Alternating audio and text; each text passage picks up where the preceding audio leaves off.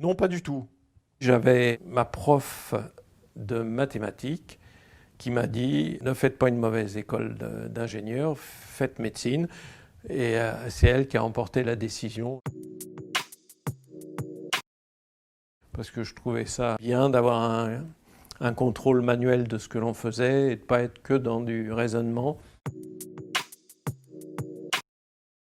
Le premier conseil que je donnerais, c'est de faire un peu abstraction du cursus qu'ils ont eu avant et de revenir sur l'anatomie. Et le laboratoire d'anatomie où on peut disséquer, voir les structures, c'est aussi un point fondamental. Je pense que c'est très important.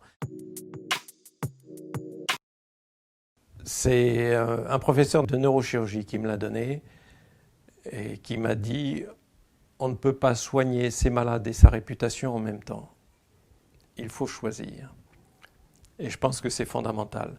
La chirurgie peut tourner au spectacle, mais la priorité, c'est soigner les malades. Hormis me laver les mains, non, aucun. Mais par contre, j'aime bien faire toujours pareil, pour essayer d'être stéréotypé, de reproductible au maximum.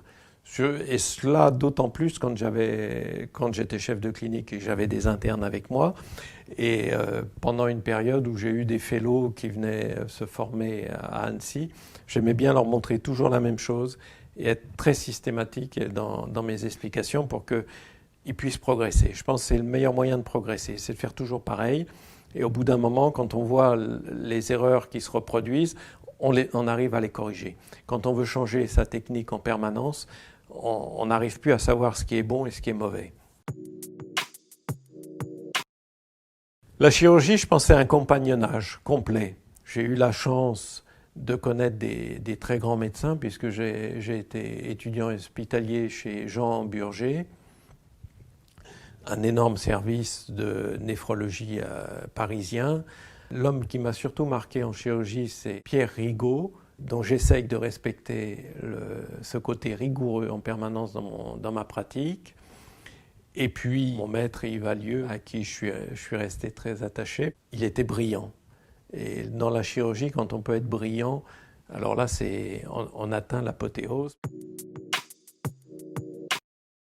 Mais c'est quand c'est simple et que ça coule, qu'il n'y a pas d'hésitation.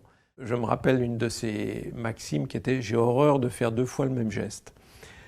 Et je pense que c'est ça la brillance en chirurgie. Il faut que le geste soit immédiat. En une fois, on doit être au but du geste que l'on cherche à faire. Et ça permet de donner une fluidité à l'acte chirurgical et de faire en sorte que l'opération soit belle à regarder pour les observateurs.